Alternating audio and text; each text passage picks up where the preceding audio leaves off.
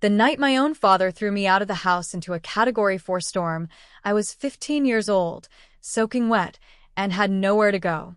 He looked me in the eyes and said 4 words I will never forget. Get out. You're broken. 3 hours later, a car hit me in the middle of the road. And the woman who rushed out to save my life, the woman who held my hand in the rain while I bled onto the asphalt, turned out to be one of the most respected academics in the state. When my father walked into that hospital room and saw her sitting beside my bed, his hands wouldn't stop shaking. That was 13 years ago. Last month, I walked onto a stage in front of 500 people, including my sister and both of my parents, as the keynote speaker at my sister's graduation ceremony. They had no idea I was going to be there, and they had absolutely no idea what I was about to say.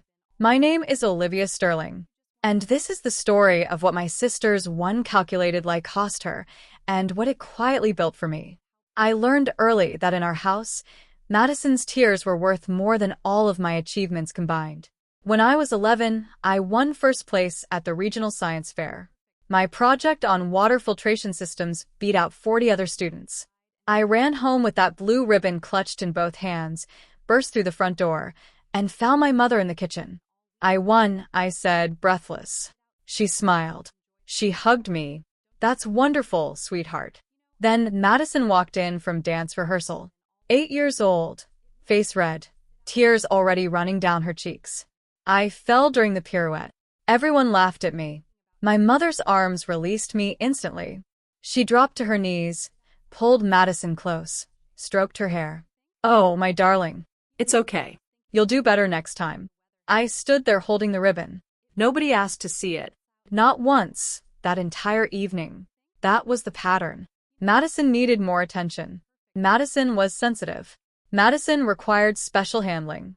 I learned to celebrate alone, to need less, to take up less space.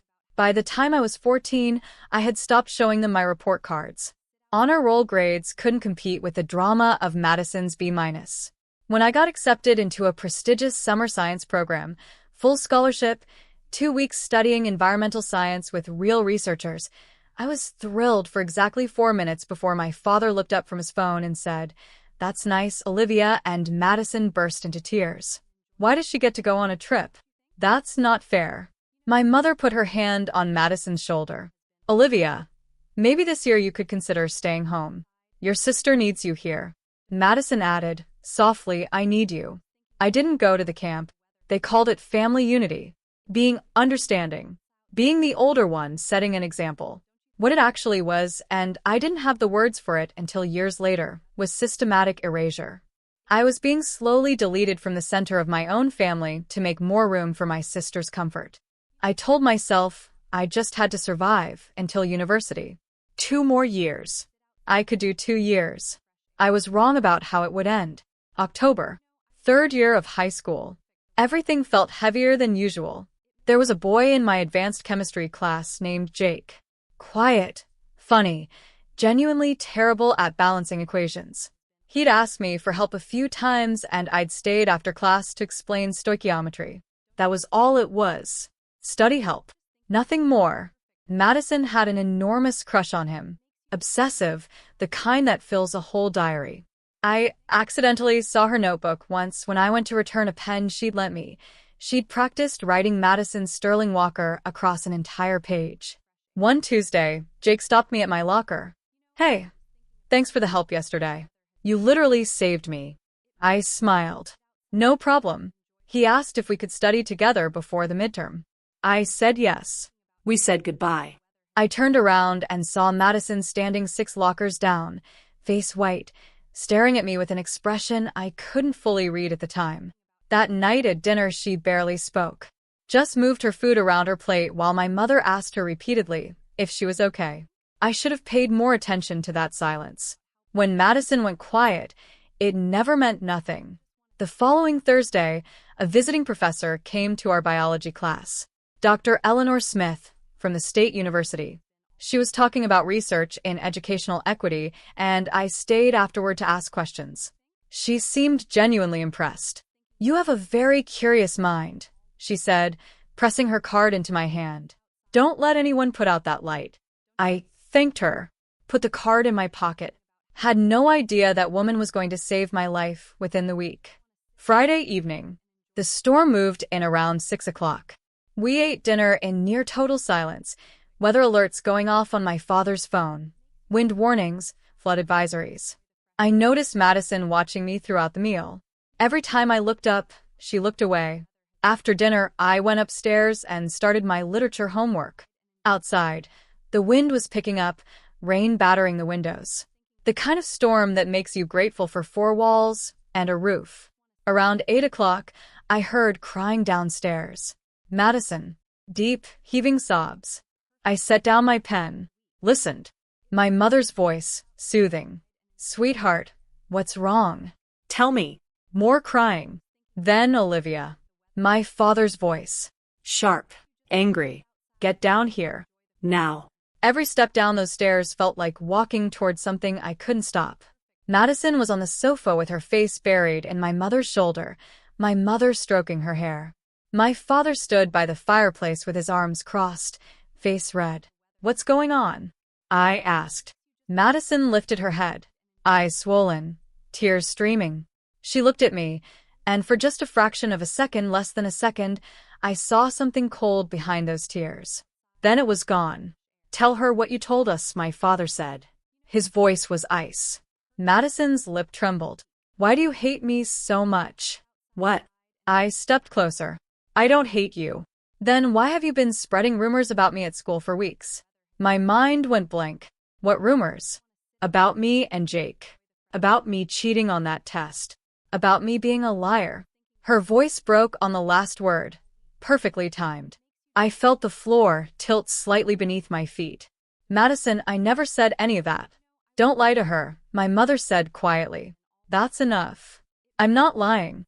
I don't know what she's talking about. Madison pulled out her phone with shaking hands. Then explain this. She turned the screen toward my mother. A screenshot of a group chat, messages that supposedly came from my account, saying vicious things about Madison. My name. My profile picture. My face. My stomach dropped. I didn't write those. Someone hacked my account. Or she faked. Stop. My father's fist hit the mantelpiece. The sound cracked through the room like a gunshot. I've heard enough excuses from you. More than enough. They're not excuses. Please, just listen to me. And the thing with Jake, Madison whispered. You knew I liked him. You've been flirting with him, trying to show me up. I helped him study. That's all. Her voice rose. You've been meeting with him after school. Your own sister's crush. And last week, she paused, pulled up her sleeve. You pushed me on the stairs. I stared at the bruise on her forearm. Dark purple, clearly there. My breath left my body. I never touched you. You did. Madison, I never laid a hand on you in my life. Mom. She looked at my mother with perfect, trembling devastation. I didn't want to say anything. I thought maybe she was just stressed. But she's been making my life hell. My mother stood up and placed herself between us. Olivia, this is very serious. I didn't do any of this. My voice cracked. She's lying. She's been lying about me for years. Ask yourself, has she ever been wrong? Has anyone ever questioned her? How does she have that bruise? My father demanded. I don't know. Maybe she... The words came out before I could stop them. Maybe she did it to herself. Madison's eyes went wide with fresh tears. You think I'd hurt myself just to blame you? Yes, I said. Desperate. Broken. Because that's what you do. You lie. You've been lying about me our whole lives. My father took one slow step toward me. Something is wrong with you, he said. His voice had gone completely flat. Glacial. You're sick. You need help. But right now, he pointed at the front door. Right now I need you out of my sight. Dad, there's a storm outside. I don't care. Where am I supposed to go? That's not my problem. His face twisted with something I had never seen before. Something like disgust. Get out. I don't need a broken daughter, like you in this house.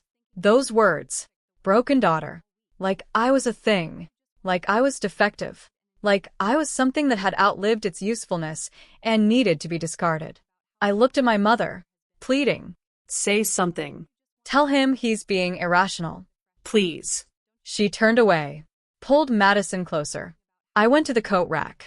My hands were shaking so badly I could barely zip my jacket. The door slammed behind me. Through the window, I could see Madison watching me leave. She wasn't crying anymore. She was smiling. The rain hit me like a wall. Cold, furious, merciless. In seconds, I was soaked through. I stood on the porch for a moment, waiting. Maybe my father would come back out. Maybe my mother would open the door. Maybe someone would call me back. The door stayed shut. I started walking. No destination. Just away.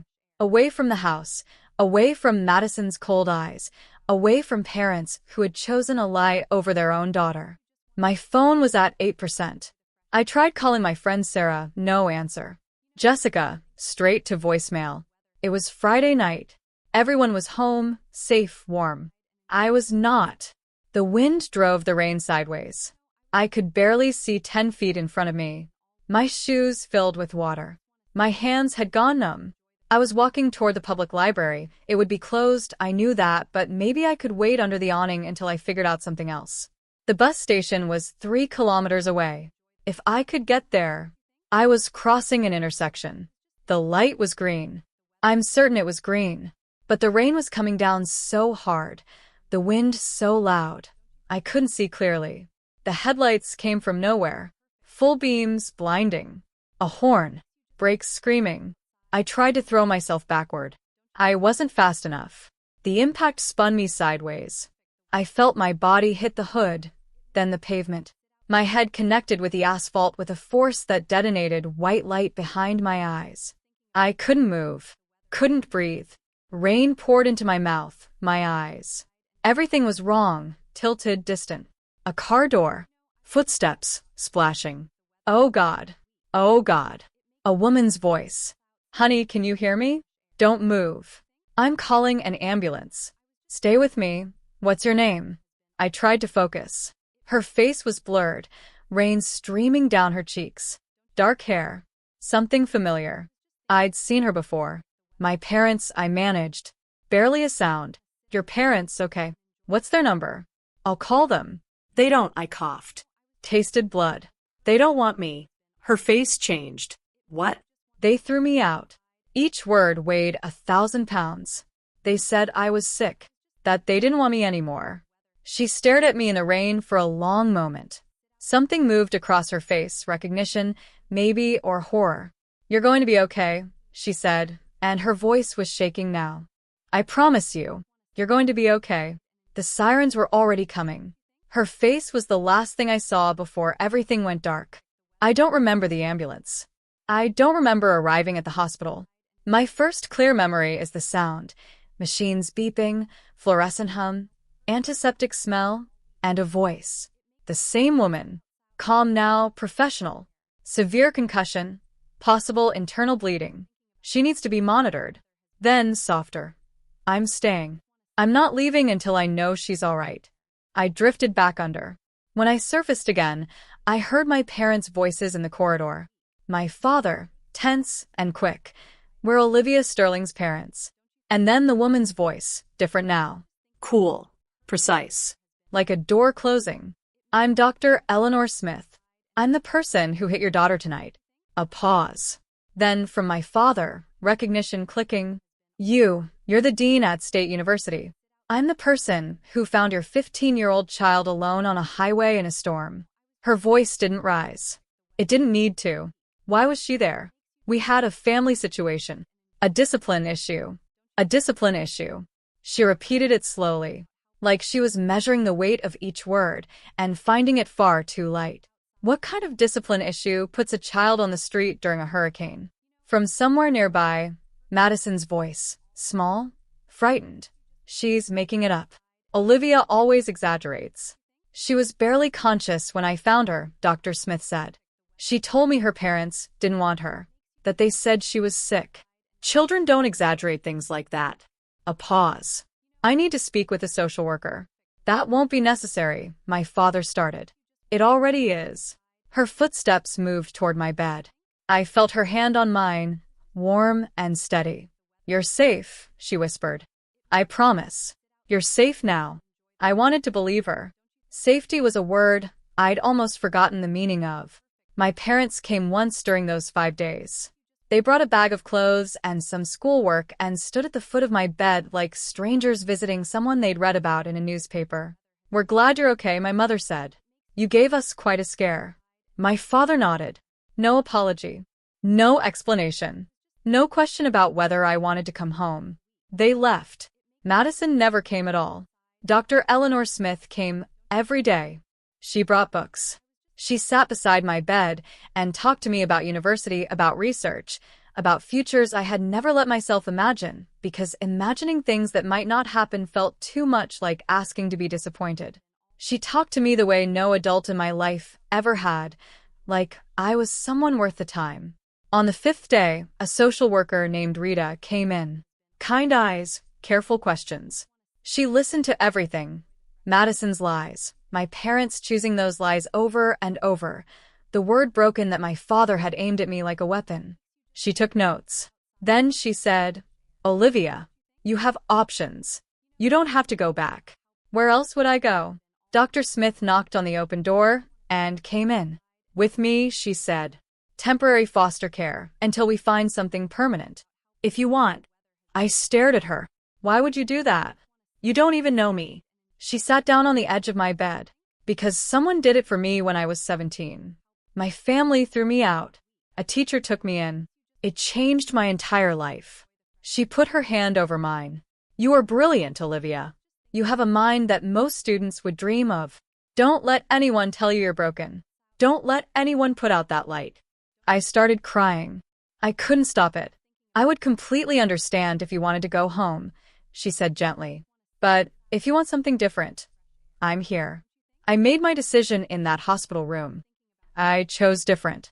6 months later, I was a different person. Same name. Entirely new life. Eleanor's house was quiet and ordered, full of books and plants and soft classical music.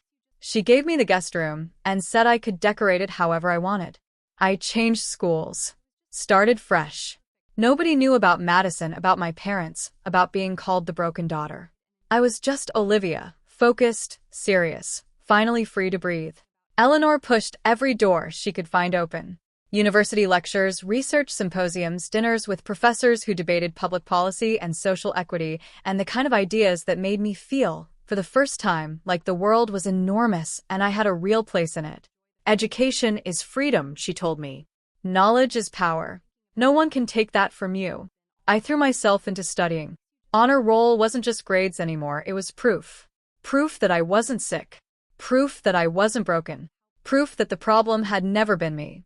I sometimes thought about my old family. Wondered if Madison had ever told the truth. Wondered if my father had ever regretted those words.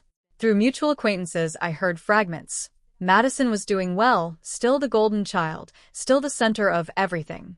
My parents had apparently removed every photo of me from the house, as if I had simply never existed. Good, I thought. Let them erase me. I'm building something better. I graduated with the highest distinction in my class. Eleanor cried at the ceremony. "I am so proud of you," she whispered. "So incredibly proud." I got a job immediately, research coordinator at Eleanor's university, different building, professional distance maintained, but still connected. At 25, I had an idea. A scholarship program for students from difficult family situations. Young people who had been thrown out, abused, abandoned. Young people who needed exactly one thing, a second chance. I called it the Second Chances Program. Eleanor helped me write the grant proposals. We got funding from 3 organizations.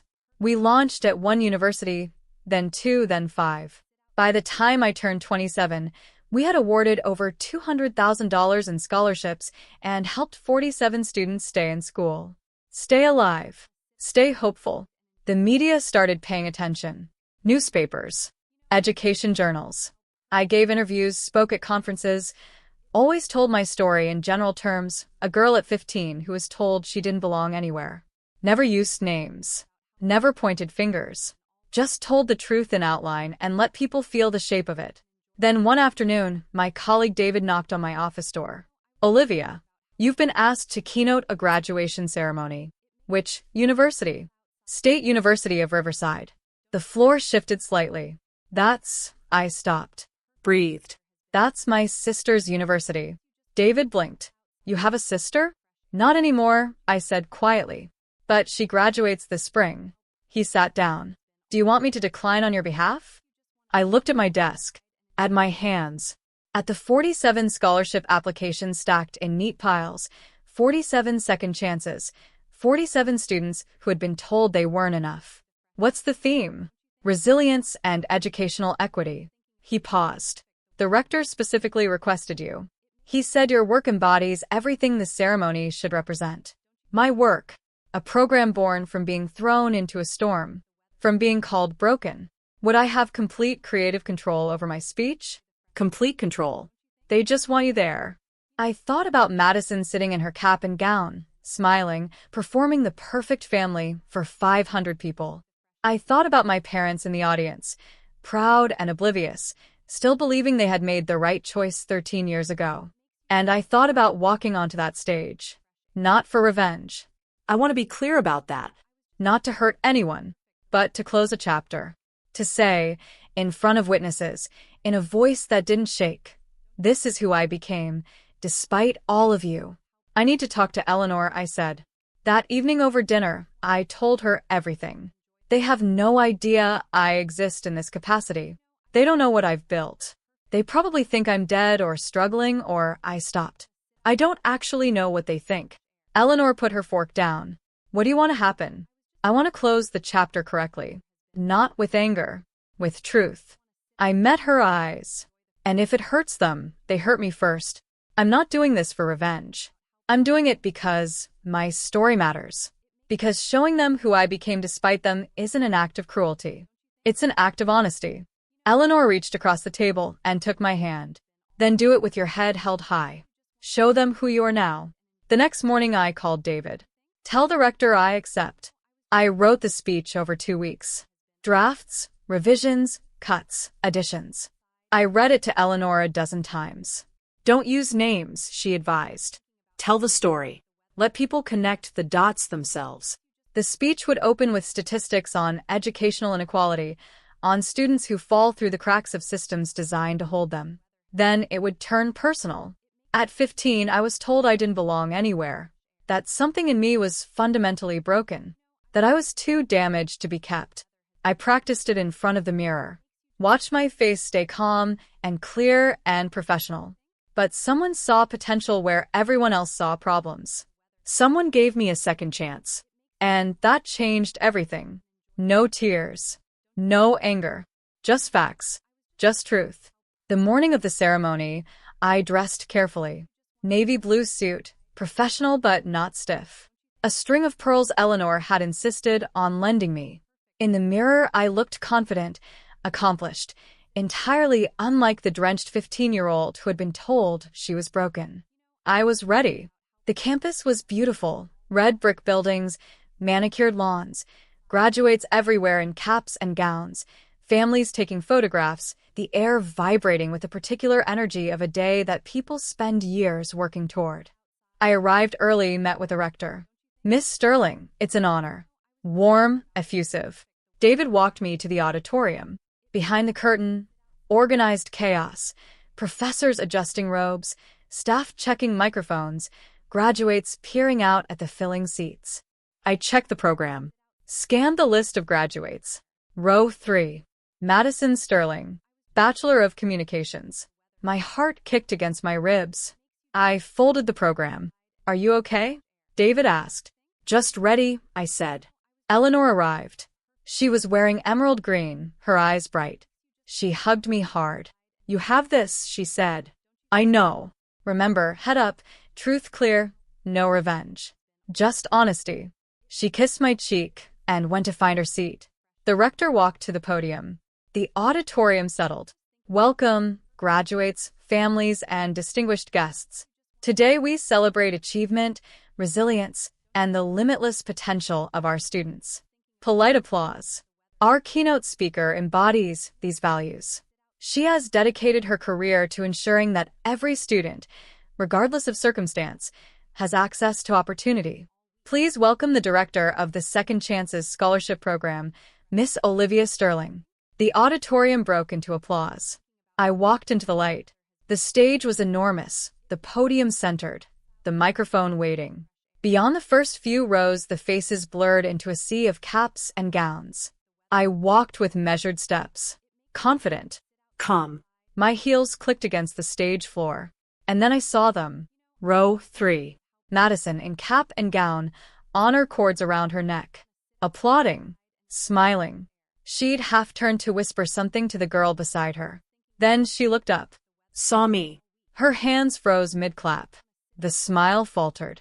Confusion crossed her face, then recognition, then shock. Her mouth opened. No sound came out.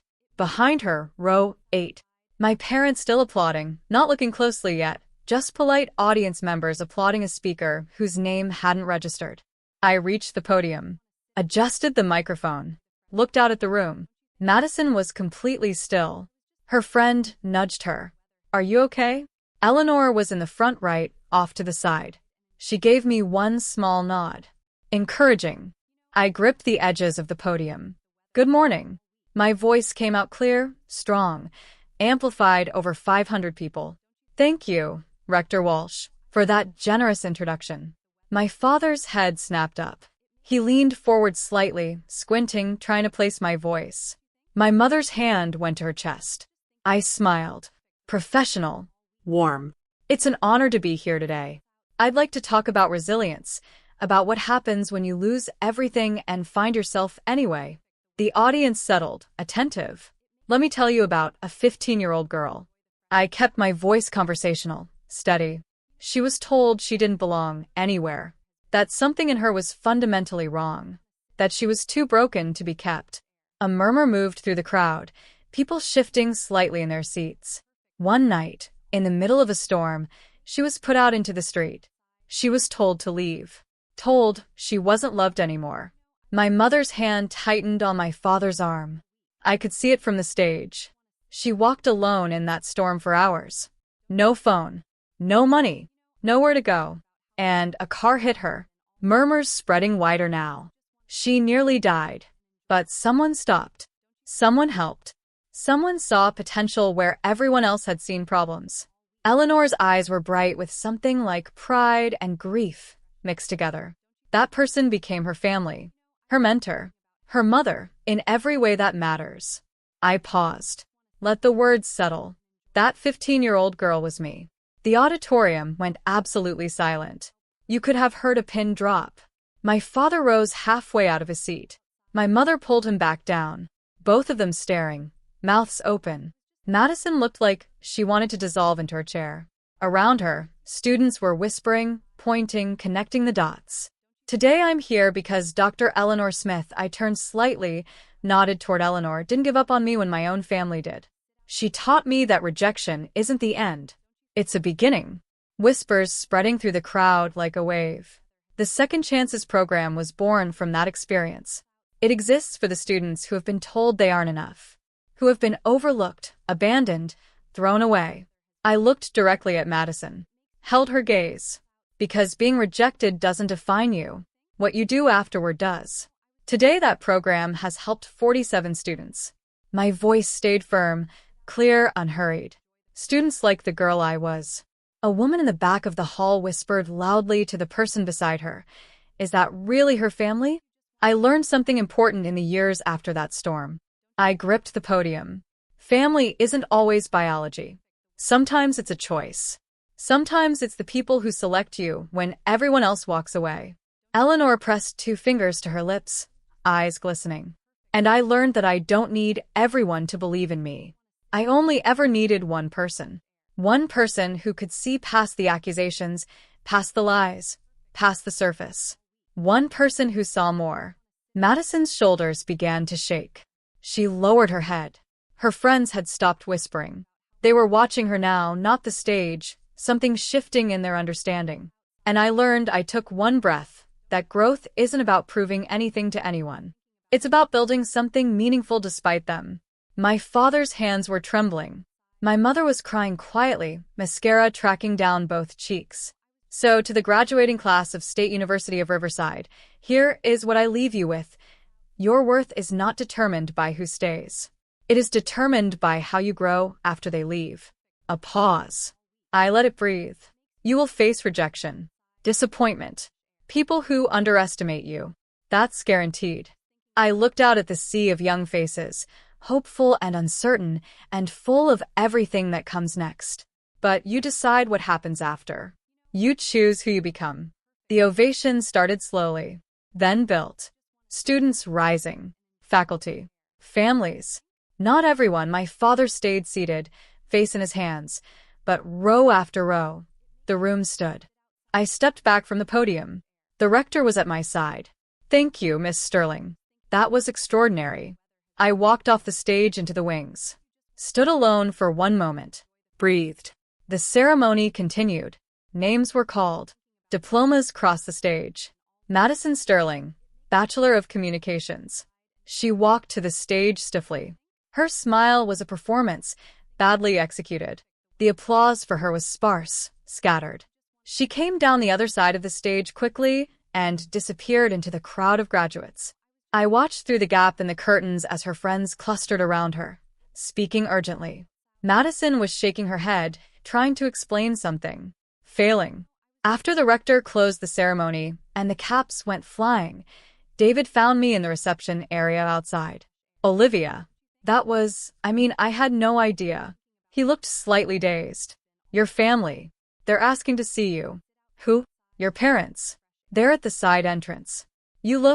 My mother's voice broke. You look wonderful. I'm well. Dr. Smith took care of that. Eleanor had followed at a careful distance, standing slightly behind me. My father's eyes passed over her and away. We owe you an apology, he said. You owe me considerably more than that. My voice was quiet, steady, but an apology is a start. We made a mistake, my mother said. A terrible one. We should have listened to you. You should have protected me. That's what parents do. They protect their children. I kept my arms at my sides, open, uncrossed. You chose Madison's lie over my truth. You called me broken. You sent me out into a storm. I paused. I know you know. What can we do? My mother reached toward me. Tell us what we can do. Nothing, I said.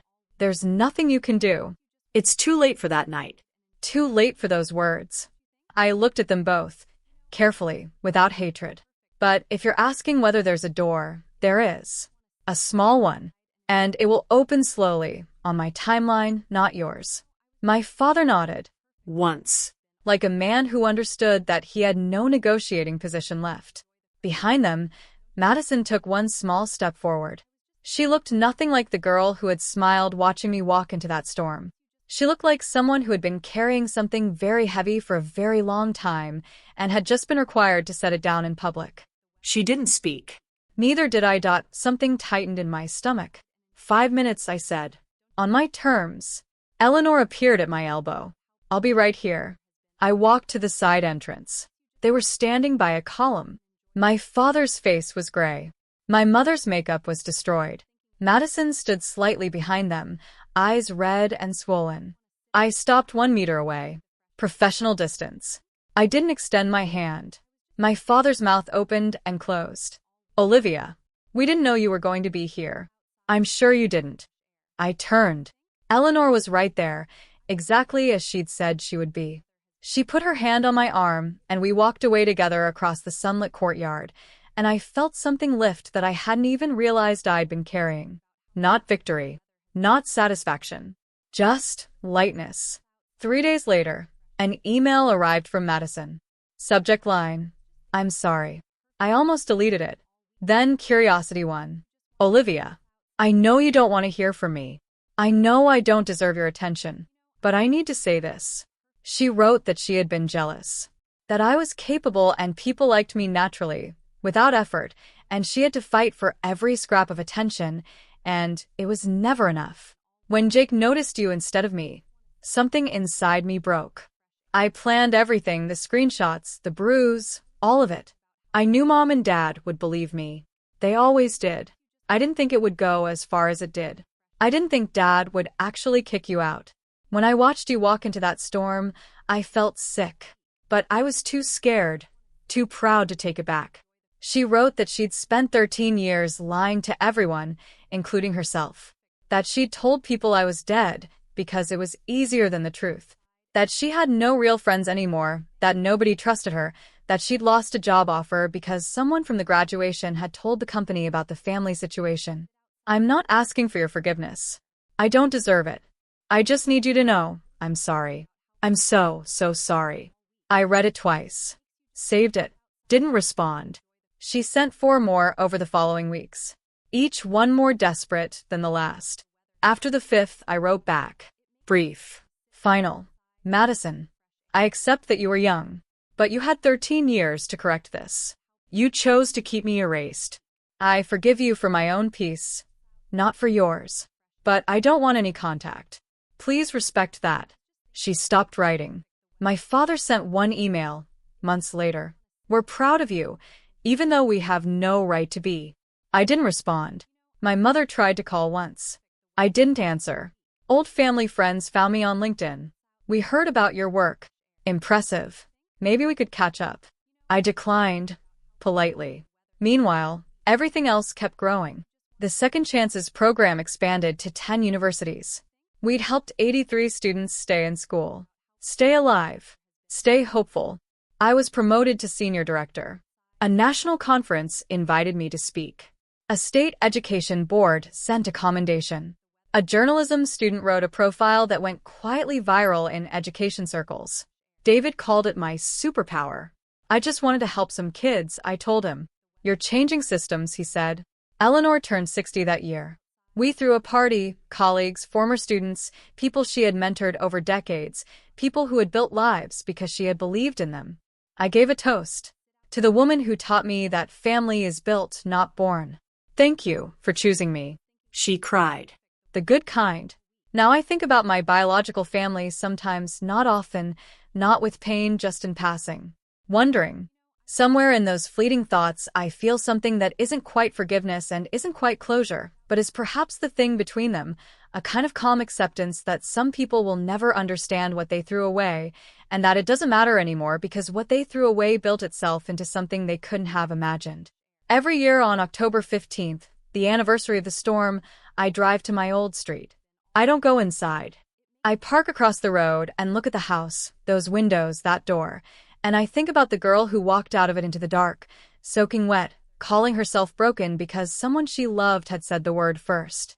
She wasn't broken. She was just being prepared for something her family was never going to be part of. I am 28 years old. My parents' names are still in my phone. I haven't deleted them. I haven't called either. They exist in my past, not my present, and certainly not my future. Eleanor is mom now. Not Dr. Smith. Just mom. She is the emergency contact on every form I fill out. The person I call when something good happens. The person whose opinion I actually care about. Blood didn't make her my mother. Choice did. 13 years of choosing me. Every single day when I couldn't choose myself. That's family. If you are in a storm right now, a real one or the kind that lives inside a house, I want you to hear this. The fact that someone gives up on you does not mean you give up on yourself. You can be rejected and still build something extraordinary. You can be called broken and become the most whole version of yourself. You can be thrown into a storm and come out on the other side someone who helps pull others through. I know this because I did it. And I am still here. The girl they threw away built something they couldn't destroy. That's not revenge. That's architecture.